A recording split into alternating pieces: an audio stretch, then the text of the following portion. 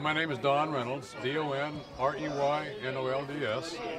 I'm a local artist. I've been working in Sanford for 33 years. I was commissioned to do this print by the Urban Forestry Council in Orlando, namely by Andy Kitsley, who was the president of the Urban Forestry Council at the time. This was part of a nationwide champion tree portrayal. There were 3 trees in Florida that were designated as champion trees in Florida. This was one of them. There's another one down, there's a mahogany tree down in Fort Lauderdale, and then there's a treaty oak over in Tampa. And anyway, when this was finished back in 1993, a number of them were given to, I think, one of the Interior Secretary, Bruce Babbitt. He was presented with one. And a number of other people up in Washington, I think, received one as well. But that's what the program was about, and that's how it evolved through the Urban Forestry Council of Orlando. Okay, and who actually sketched it?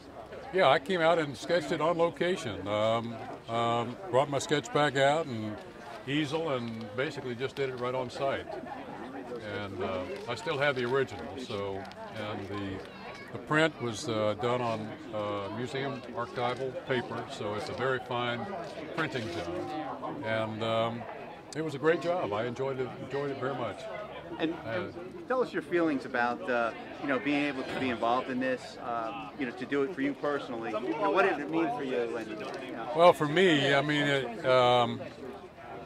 I've always been a lover of trees, and it just was a very sad time to be in this lifetime and have it die in our lifetime was very sad to encounter. And I'm just glad that I had taken the time to do this, when the tree was alive. So I'm feeling that the tree is living on with this type of recognition and the cloning of the tree over here behind us. To me, it was a very inspirational tree to look at. I came out here many times just to look at it, and so I feel like I have a good kinship with it.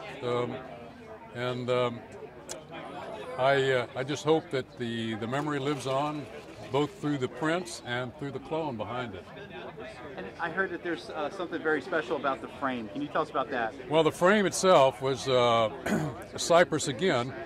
Back during the logging days, a lot of these trees fell off of the barges and down into the river, and so these trees, because it's a cypress, it basically preserved itself in the water.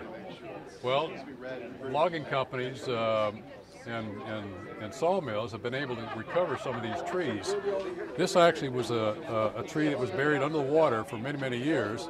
It was recovered and dried, and we basically purchased the wood for the framing of this tree here. This tree basically is going to be given to an auction for Rollins to auction off. What I have done on the butterfly locks in the corners, this is actually part of the Senator. We had one little piece of the Senator left, and I used that to put these corner locks, these butterfly locks, into the corners, embedded them into it. And this is just one cross section of one limb. You can't see it from the camera here, but if you got up close with a magnifying glass, you would find rings by the thousands in this little piece of wood right here. So it's just an amazing legacy that we hope will continue to live on. And a gentleman had said that this is actually something where this tree kind of keeps on. It's a chance for it to keep on giving back to the community for future generations. What are your thoughts on that? Well, I think it's a wonderful echo chamber that we live in, because we got a big tree park here, and the fact that the kids can continue to come here and see where this tree actually lived and be able to experience it in some sort of an echo chamber, I think is wonderful. The fact that this entire park is dedicated to particular tree, I think, is a fitting memorial for what nature has provided and has provided enjoyment for countless people to come here and look at and experience. I just feel great to be a part of it just by being able to have been commissioned to do the print of it. So I don't know what else I can say about it. Yeah. How many prints were going to be made?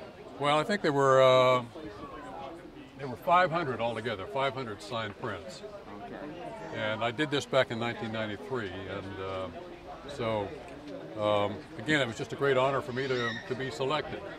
I don't know exactly how I got into the mix of being accepted, but I received a call one day from the county forester, Mike Martin, at that time, and he introduced me to Andy Kitsley, who was the Urban Forestry Council man, and somehow or another we all got it going, and here she is. So. All right. I've never seen it. I've heard about it. The nameplate and I think